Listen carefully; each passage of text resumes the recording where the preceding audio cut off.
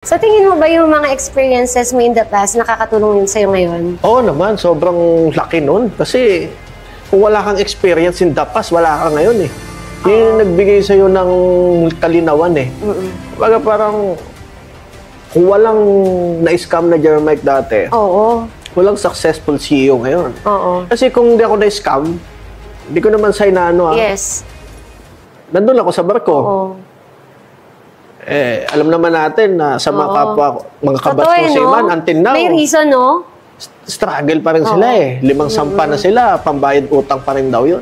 Sabi ko, kaya doon ako bigla na lang ako magdadasal. Sabi ko, napakaswerte ko pala. Kahit na-scam na ako ng tatlo.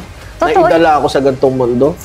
Tapos sila, pa-start pa lang talaga sa journey ng business. After 10 years na sila nagbarko. Pasimula pa lang sila doon sa mundo ng pagnenegosyo. Eh tayo, expansion na.